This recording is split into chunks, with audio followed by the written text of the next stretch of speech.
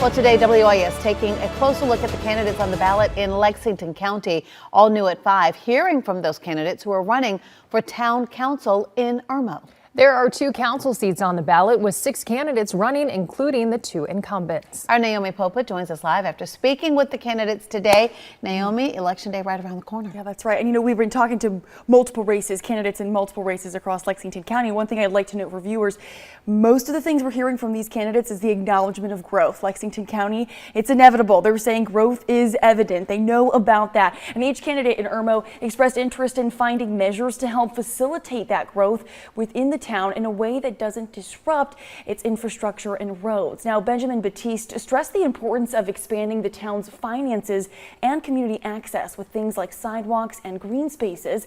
Following suit, Adam Rayner plans to build a proactive plan that can help address the needs of the town, but asking residents' opinions to help craft that plan.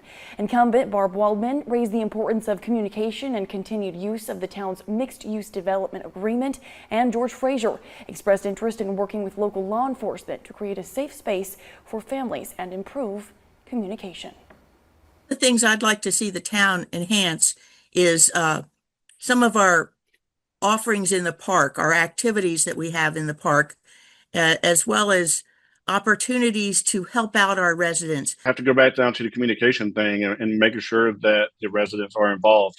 I feel like the residents were there in the past, but their voices weren't heard, and I want to bring them back to the table, so to speak, and listen to their concerns.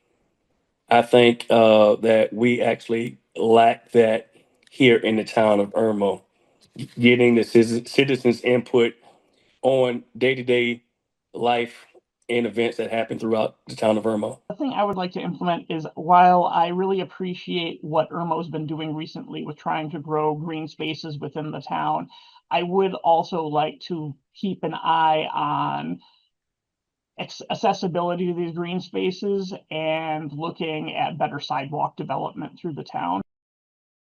He was not able to meet for an interview. However, when asked what changes he feels are necessary within the town, he told me he plans to strengthen infrastructure, traffic flow, and public utilities to support expanding neighborhoods and suggests a citizen advisory board to give residents continued say in town decisions. Gabriel Penfield, the other incumbent, chose not to do an interview. I'll have a preview at the town of Lexington candidates coming up on your news at 6. Until then, for WIS, I'm Naomi Popa.